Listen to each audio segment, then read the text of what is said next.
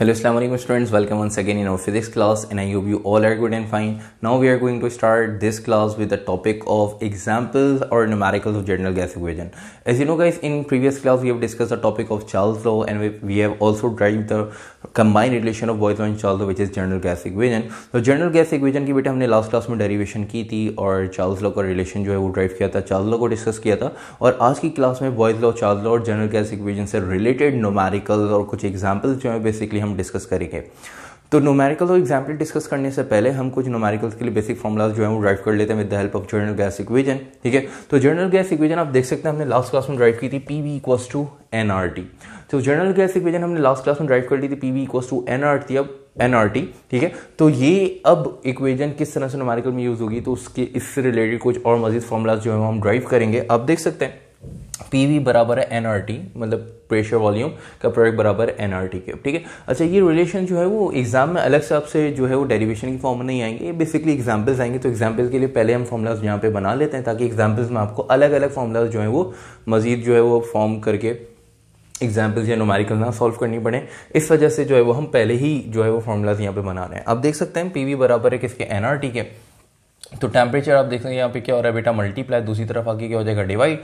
तो pressure volume upon temperature बराबर है किसके बेटा, एन आर टी। ठीक है, अच्छा अब ये कर सकते हैं कि क्योंकि ये आर क्या है बेटा, कांस्टेंट है, जनरल गैस कांस्टेंट, तो टेम्परेचर के साथ साथ जो है वो नंबर ऑफ मोल्स, एन क्या है बेटा, नंबर ऑफ मोल्स, इसको भी भेज सकते हैं। तो रिलेशन कुछ इस तरह से बन जाएगा।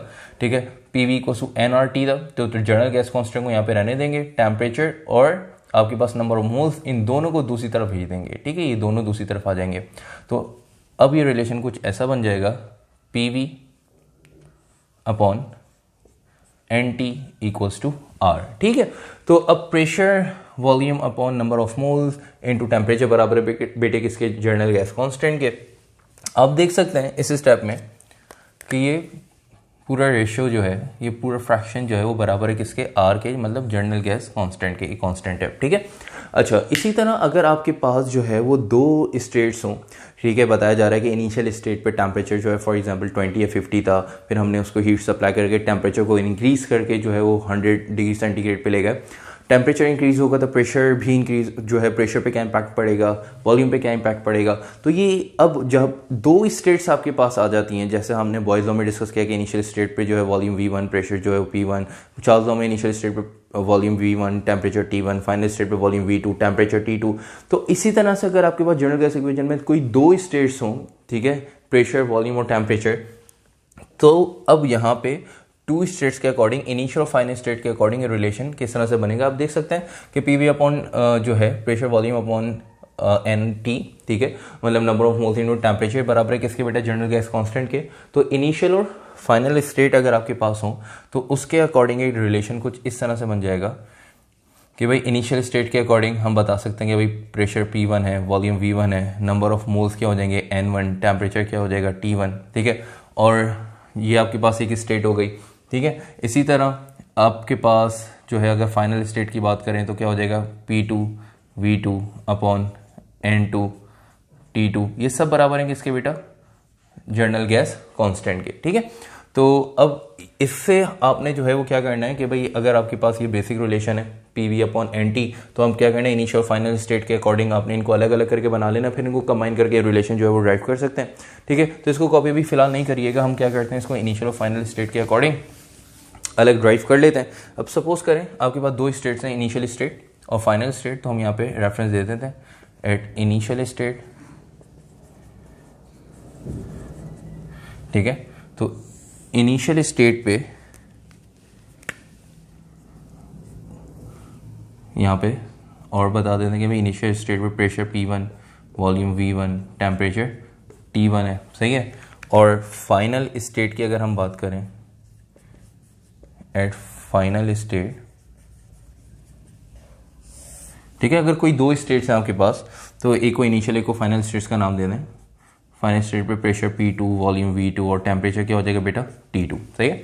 तो इनिशियल स्टेट के अकॉर्डिंग रिलेशन क्या बनेगा, P1 V1 अपॉन, अगर नंबर ऑफ मोल्स की बात करें तो नंबर ऑफ मोल्स को N1 और टेम्परेचर T1 ये बराबर हो जाएगा जनरल गैस कांस्टेंट। ये कांस्टेंट है, R1 R2 नहीं लिखेंगे, इसकी वैल्यू आपको पता है 8.314 होती है, कांस्टेंट वैल्यू है। फाइनल स्टेट पे रिलेशन बन जाएगा P2 V2 upon N2 T2 equals to R। ठीक है, तो अगर इन दोनों रिलेशन को हम क्या करें, कंबाइन करें, तो कंबाइन करके आप देख सकते हैं P1 V1 upon N1 T1 बराबर है कांस्टेंट के, P2 V2 upon N2 T2 बराबर है किसके, R के कांस्टेंट के। तो इनको अगर हम कंपेयर करें तो कंपेयर करके हम ये फाइनल रिलेशन बना सकते हैं कि P1 V1 upon N1 into T1 बराबर है P2 V2 upon N2 into T2। ठीक है बेटे, तो ये हमने फॉर्मूला जो है वो न्यूमेरिकली के लिए ड्राइव कर लिया कि P1 V1 upon N1 into T1 बराबर है P2 V2 upon N2 into T2। ये फॉर्मूला आपको अलग से ड्राइव करने के लिए नहीं आएगा, सही है। अच्छा, अब इसमें और मज़ीद इसको फॉर्मूले को और हम सिंप्लीफाई करते हैं कि अगर आपके पास ये जो नंबर ऑफ मोल्स हैं ये कांस्टेंट हो जाएं तो रिलेशन क्या बनेगा।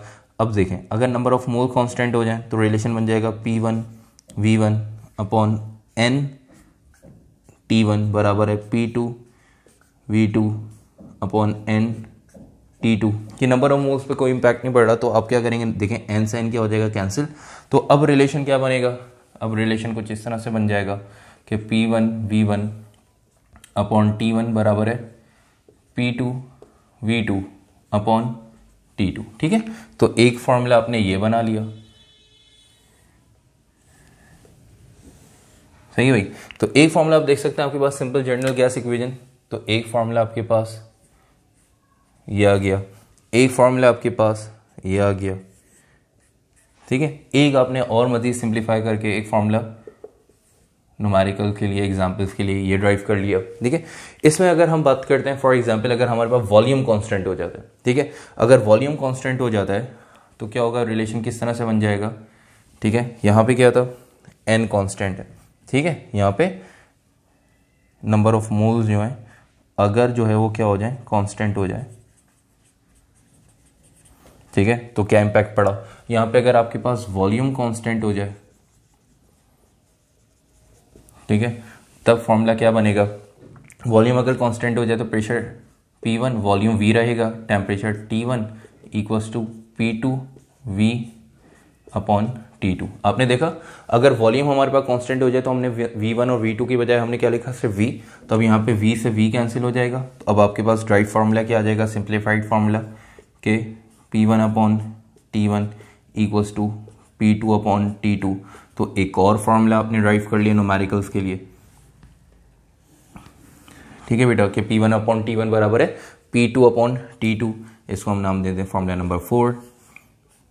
ये फार्मूलाज आपने याद करने हैं, बेसिकली डेरिवेशन में से भी ये फार्मूलाज मैं लिखवा भी देता है फार्मूलाज, तो आप लोगों को थोड़ा सा एतराज़ होता है कि फार्मूलाज कहाँ से आए, तो इसको हम प्रॉपर ड्राइव कर रहे हैं ताकि आप लोगों को कोई प्रॉब्लम, कोई एतराज़ ना हो। ठीक है, कि आप लोगों को पता हो कि फार्मूलाज हमने कहाँ से ड्राइव किए हैं, ठीक है, हमें कहाँ से मिले फार्मूलाज, ताकि आपको रट्टा नहीं लगाना पड़े इन फार्मूलाज का। अगर आपको एग्जाम में याद भी नहीं आ रहे हो तो आप खुद भी इसको ड्राइव कर सकते हैं। ठीक है, तो P1 अपॉन T1 बराबर है P2 अपॉन T2 के। और अगर सपोज करें कि टेम्परेचर जो है वो कांस्टेंट हो जाए, अगर हमारे पास टेम्परेचर कांस्टेंट हो जाए,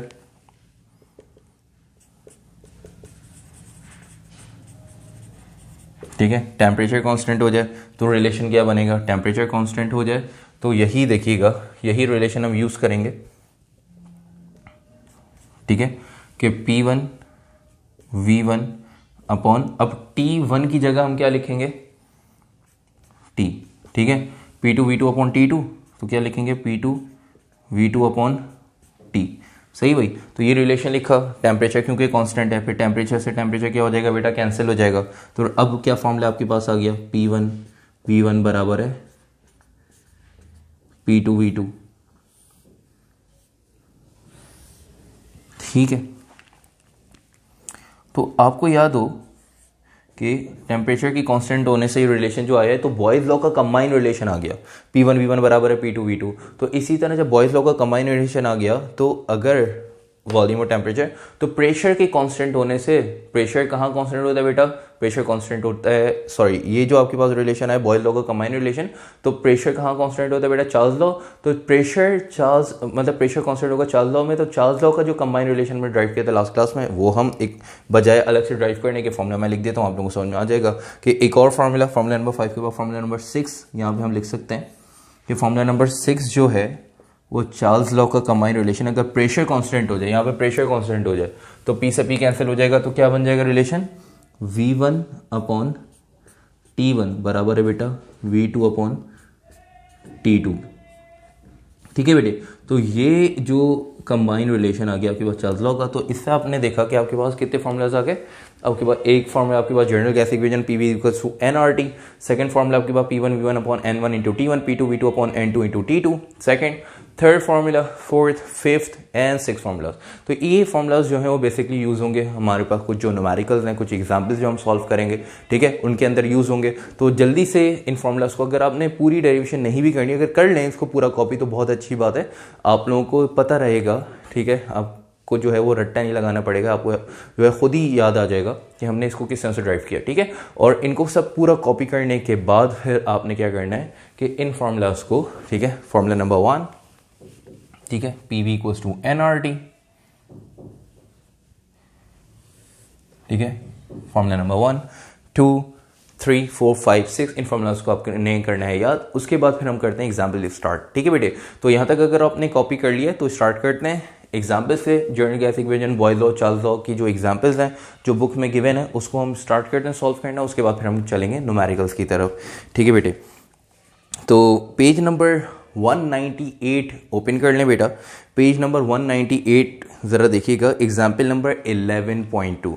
तो हम एग्जाम्पल नंबर 11.2 सबसे पहले सॉल्व करने जा रहे हैं। तो यहाँ पे लिख लेंगे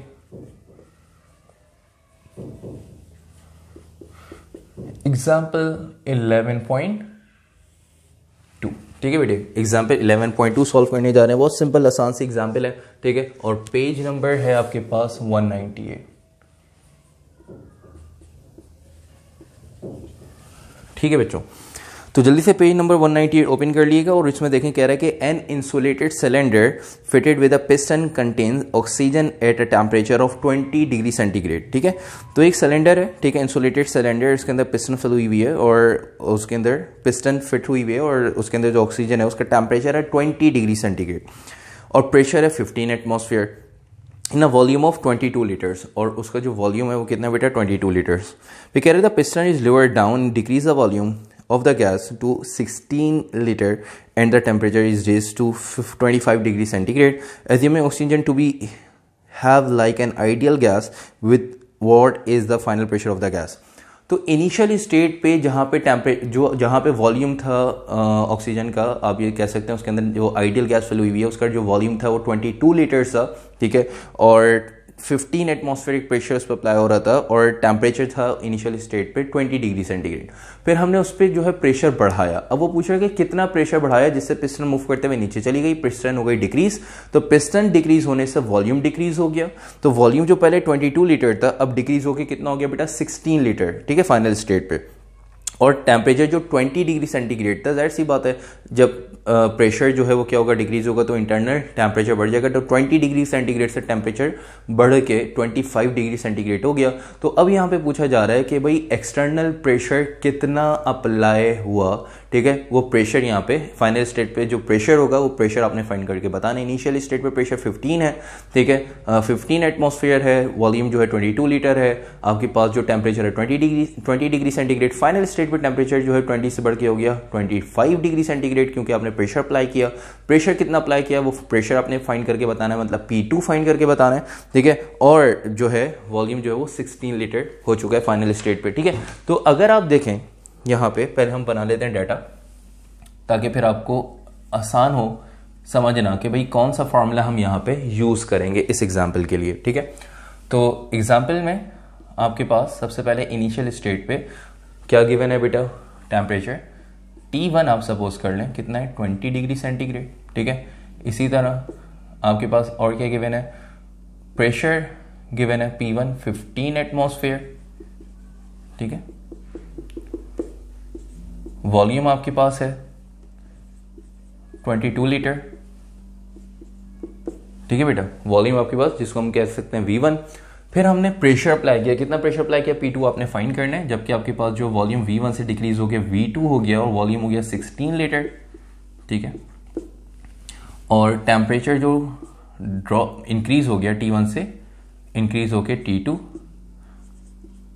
और टेम्परेचर हो गया 25 डिग्री सेंटीग्रेड, ठीक है बेटे। फाइंड क्या करना है, P2 फाइंड करना है, सही है बेटा, कि कितना प्रेशर आपने अप्लाई किया कि जिससे टेम्परेचर इंक्रीज होकर वॉल्यूम क्या हो गया बेटा, डिक्रीज हो गया। अब यहाँ पे अगर आप देखें तो वॉल्यूम टेम्परेचर जो है वो आपके पास डिग्री सेंटीग्रेड में है, तो दोनों जगह टेम्परेचर को केल्विन में कन्वर्ट करेंगे। केल्विन में कन्वर्ट कैसे करते हैं बेटा, 273 सिंपल ऐड कर दें दोनों तरफ, ठीक है। तो टेम्परेचर जो यहाँ पे आपके पास 20 डिग्री सेंटीग्रेड था, इसमें आपने क्या करना है, 273 बस ऐड कर देना है, तो केल्विन में आ जाएगा 273, ऐड कर दें, ठीक है। तो 20 प्लस 273 ये आपके पास आ जाएगा 293 केल्विन। तो टेम्परेचर को आपने कन्वर्ट कर दिया, यहाँ पे 25 प्लस 273 तो आपके पास 298 केल्विन, ठीक है बेटे। तो टेम्परेचर को आपने केल्विन में कन्वर्ट कर दिया। अब आपके पास क्या मैंने T1 P1, ठीक है, V1 V2 T2 P2 आपने फाइंड करना है। यहाँ पे देखें नंबर ऑफ मोल्स का कोई जिक्र नहीं है, तो इसके लिए कौन सा फॉर्मूला यूज करेंगे हम, यहाँ पे फॉर्मूला नंबर 3 यूज करेंगे, ठीक है। तो फॉर्मूला नंबर 3 हम यहाँ पे यूज करेंगे। तो सॉल्यूशन के बेटा हिंट डालेंगे और जो फाइंड करना है लिख देंगे बेटा। For P2 equals to sum up, और इसके लिए फॉर्मूला यूज करेंगे P1 V1 अपॉन T1 बराबर है P2 V2 upon T2। P2 find करना है, तो उसके लिए फॉर्मूला बना लेते हैं कि T नीचे डिवाइड हो रहा है, ऊपर आके क्या हो जाएगा बेटा मल्टीप्लाई, तो V2 मल्टीप्लाई हो रहा है, नीचे आके क्या हो जाएगा डिवाइड हो जाएगा। तो फॉर्मूला क्या बनेगा जरा देखिएगा कि P2 पलट के लिखने फॉर्मूले को अरेंज करके, P2 equals to P1 V1 into T2 divide by T1 into V2, ठीक है। तो V2 नीचे आके T1 से क्या हो गया बेटा, डिवाइड हो गया, और T2 जो नीचे डिवाइड हो रहा था ऊपर आके P1 V1 से क्या हो गया मल्टीप्लाई। वैल्यूज पुट करनी है, सॉल्व करना है, प्रेशर आ जाएगा, जरा देखते हैं बेटा। P2 इक्वल्स टू, तो P1 आपके पास कितना है 15, ठीक है। V1 आपके पास कितना है बेटा 22, T2 आपके पास कितना है 298, ठीक है। T1 आपके पास कितना है बेटा 293, और V2 आपके पास कितना है 16, ठीक है। इनको करते हैं हम सॉल्व और कैलकुलेटर से, तो अब फाइनल आंसर यहाँ पे कैलकुलेट कर लेते हैं। आपने क्या करना है, न्यूमरेटर वाली वैल्यूज को मल्टीप्लाई करके लिखना है, फिर डिनोमिनेटर वाली वैल्यूज को मल्टीप्लाई करके लिखना है, फिर दोनों को करना है डिवाइड, ठीक है।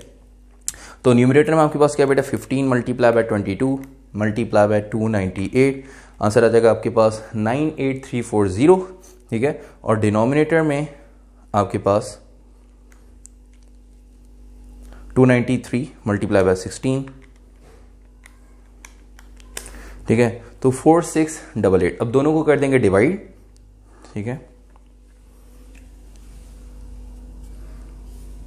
तो न्यूमरेटर वाली वैल्यू आपके पास क्या आती बेटा 298 मल्टीप्लाई बाय 15 मल्टीप्लाई बाय 22, 98340, ठीक है। और डिनोमिनेटर में मल्टीप्लाई बाय 16, 4688, दोनों को कर देंगे डिवाइड, 98340 डिवाइडेड बाय, तो 20.9 एटमॉस्फेयर, ये आपके पास जो है वो आंसर आ जाएगा। P2 का मैं यहाँ पे लिख रहा हूँ, आप लोग ने नीचे लिख लेना है, नीचे कॉपी कर लेना है। तो P2 आपके पास आ गया 20.9 एटमॉस्फेयर, ठीक है। तो प्रेशर आपके पास 15 एटमॉस्फेयर था, अगर प्रेशर को 15 एटमॉस्फेयर से बढ़ा के 20.9 एटमॉस्फेयर कर देंगे, प्रेशर इंक्रीज कर देंगे, तो जिससे पिस्टन मूव करते हुए नीचे गई, तो वॉल्यूम 22 से डिक्रीज होकर 16 हो गया और टेम्परेचर 20 डिग्री सेंटीग्रेड से बढ़ के 25 हो गया। तो कितना प्रेशर अप्लाई किया आपने 15 से बढ़ा के प्रेशर को 20.9 एटमॉस्फेयर कर दिया। ठीक है बेटे, तो ये आपने फर्स्ट एग्जांपल जो कि जनरल गैस इक्वेशन की एग्जांपल नंबर 11.2 कर ली सॉल्व। अब हम चलते हैं नेक्स्ट एग्जांपल की तरफ, और नेक्स्ट एग्जांपल हमारे पास है 11.3। ठीक है बेटा, सिंपल आसान सी एग्जांपल है, देखिएगा। अच्छा जी, तो अब आप देखिएगा एग्जाम्पल 11.3 में क्या कह रहा है कि calculate the volume occupied by 2 moles of a gas at 7 degree centigrade and a pressure of 1 atmosphere. 1 atmospheric pressure बराबर होता है बेटा 1.01 एक्सपोनेंट 5 न्यूटन पर मीटर स्क्वायर के। ठीक है, तो क्या कह रहे हैं स्टार्टिंग में कि calculate the volume occupied by gas. ठीक है, वॉल्यूम आपने यहाँ पे फाइंड करना है, जबकि नंबर ऑफ मोल्स गिवन है 2 और टेम्परेचर गिवन है कितना बेटा 7 डिग्री सेंटीग्रेड, और जबकि प्रेशर गिवन है 1 एटमॉस्फेरिक प्रेशर। तो उसमें अगर आप देखें तो एक ही स्टेट में यहाँ पे बात हो रही है कि वॉल्यूम क्या होगा अगर टेम्परेचर जो है 7 डिग्री सेंटीग्रेड है, तो 1 एटमॉस्फेरिक प्रेशर पे वॉल्यूम कितना होगा। ठीक है, वो आपने अगर 2 मोल्स ऑफ गैस की बात हो रही है तो वॉल्यूम यहाँ पे आपने फाइंड करके बताना है। ठीक है, तो एग्जाम्पल नंबर 11.3 बहुत ही सिंपल आसान सी एग्जाम्पल है, सॉल्व करने जा रहे हैं। ठीक है, देखिएगा।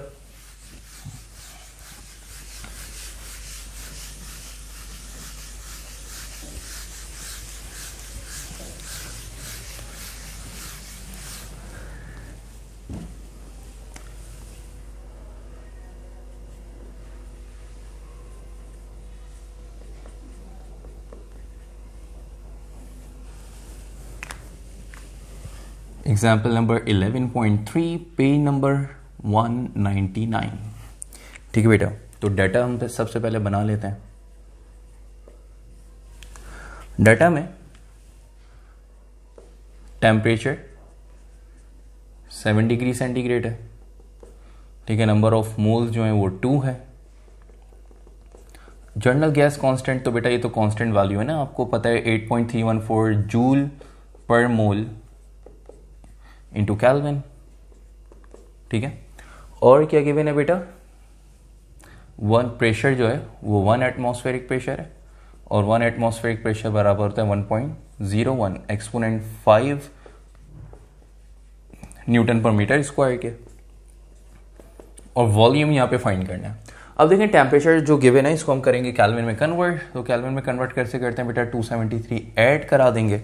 ठीक है, तो आंसर आ जाएगा आपके पास टेम्परेचर का 280 कैल्विन। ठीक है, उसके बाद सॉल्यूशन के ही डालेंगे,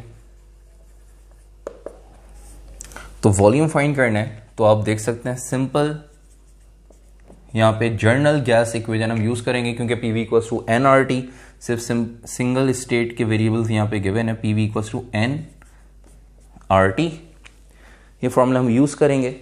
अच्छा, बाकी फॉर्मूलाज जो अपने साथ जो अपने पास आपने कॉपी कर लिए होंगे तो इनको एक साथ लिख लीजिएगा ताकि हम आगे के न्यूमेरिकल में इनको यूज कर सकें। ठीक है बेटा, तो अब जरा देखिएगा यहाँ पे वॉल्यूम फाइंड करना है, तो पी मल्टीप्लाई हो रहा है, नीचे आके डिवाइड हो जाएगा, तो फॉर्मूला बन जाएगा V equals to N R T divided by P. Values put कर देते हैं। ठीक है, नंबर ऑफ मोल्स आपके पास क्या है 2, आर की वैल्यू बेटा 8.314, टेम्परेचर जो कि हमने कन्वर्ट कर दिया वो ले लेंगे कितना है 280, और प्रेशर हमारे पास कितना है बेटा 1.01 एक्सपोनेंट 5। ठीक है, करते हैं इसको सॉल्व। ठीक है, तो न्यूमरेटर वाली वैल्यूज, ये सारी वैल्यूज मल्टीप्लाई हो रही हैं बेटा, तो न्यूमरेटर वाली वैल्यूज को करते हैं मल्टीप्लाई, कि 2 मल्टीप्लाई बाय 8.314 मल्टीप्लाई बाय 280, तो आंसर आ जाएगा आपके पास 8.314 मल्टीप्लाई बाय 280, आंसर आ रहा है 4655.84।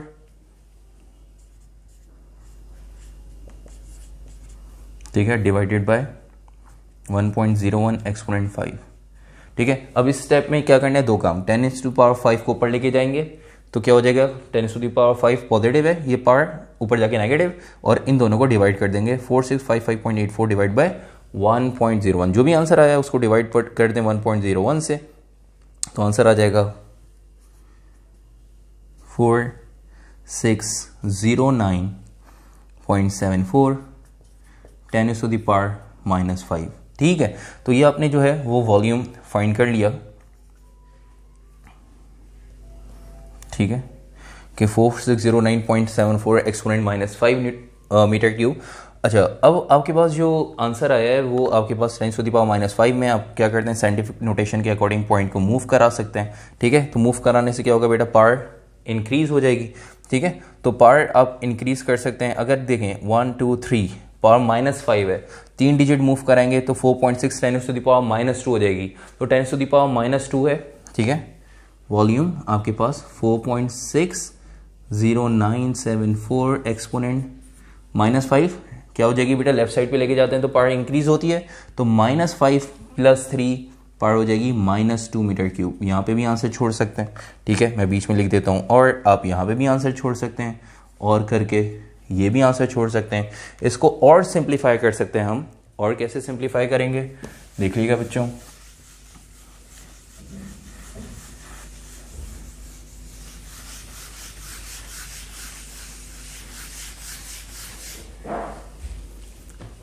इसको हम और सिंप्लीफाई ऐसे करेंगे कि 4.6 10⁻⁻2 है। जब एक्सपोनेंट में आपके पास पावर जो है -2 आ रही है, तो -2 है, तो पॉइंट को और पावर जब -2 है, इसको रिजॉल्व कर सकते हैं। एक्सपोनेंट अगर रिजॉल्व कर दें तो अच्छी बात है। तो पावर को मतलब पॉइंट को और लेफ्ट साइड पे मूव करा देंगे।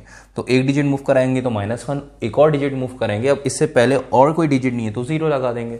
ठीक है, तो वॉल्यूम आ जाएगा आपके पास 0.046 मीटर क्यूब।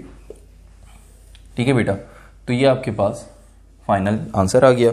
ठीक है, तो आप यहाँ पे आंसर छोड़ें और करके ये लिख दें, या और करके आप यहाँ पे आंसर छोड़ दें, कोई फर्क नहीं पड़ेगा, आपको मार्क्स पूरे मिलेंगे। ठीक है, तो आपने देखा कि हमने एग्जाम्पल 11.3 किस तरह से की सॉल्व। तो बेटे बस क्लास में यहाँ पे करेंगे एंड 2 एग्जाम्पल्स हमने किए हैं, बाकी एग्जाम्पल इंशाल्लाह नेक्स्ट क्लास में करेंगे। और नेक्स्ट क्लास में हम जो है वो एक और एग्जाम्पल करेंगे 11.4, और उसके बाद फिर हम चलेंगे न्यूमेरिकल्स की तरफ। General gas equation, Boyle law, Charles law से रिलेटेड जो न्यूमेरिकल्स हैं आपकी बुक में वो करेंगे। उसके बाद फिर हम आएंगे नेक्स्ट टॉपिक पे, हीट कैपेसिटी, स्पेसिफिक हीट पे। तो इंशाल्लाह नेक्स्ट क्लास में मुलाकात होती है, तब तक के लिए अपना ख्याल रखिएगा। और जाते जाते अगर आपने वीडियो लाइक नहीं की, लेक्चर लाइक नहीं किया तो ज़रूर लाइक करें, चैनल को लाजमी सब्सक्राइब करें, अपने फ्रेंड्स में इसको लाजमी स्कूल में तमाम फ्रेंड्स में शेयर करें, उनके बताएं, अपने कोचिंग में तमाम फ्रेंड्स को शेयर करें। ठीक है, जब आप लोग जाते हैं पढ़ने के लिए वहाँ पे शेयर करें सबको, ताकि वो भी अपने स्कूल फ्रेंड्स को और अपने दूसरे फ्रेंड्स को बताएं कि भाई यहाँ से जो है जिस तरह से आप लोग स्टडी कर रहे हैं वो भी स्टडी कर सकें। ठीक है, और यहाँ पे आपको पता है 9 matric first year second year, जो अगर आपके कोई सीनियर हैं फर्स्ट ईयर सेकेंड ईयर में कुछ स्टूडेंट्स हैं, आपके जो क्लास फेलोज के कोई भाई या आपके कोई रिलेटिव्स जो फर्स्ट ईयर सेकेंड ईयर में, तो उनको भी शेयर करें, ये इस प्लेटफॉर्म के बारे में बताएं, उनको भी जो है उस चैनल का लिंक शेयर करें, ताकि वो भी यहाँ पे फर्स्ट ईयर सेकेंड ईयर के लेक्चर्स यहाँ से ले सकें। चलें फिर इंशाल्लाह नेक्स्ट क्लास में मुलाकात होती है, तब तक के लिए अपना ख्याल रखिएगा। अल्लाह हाफिज़।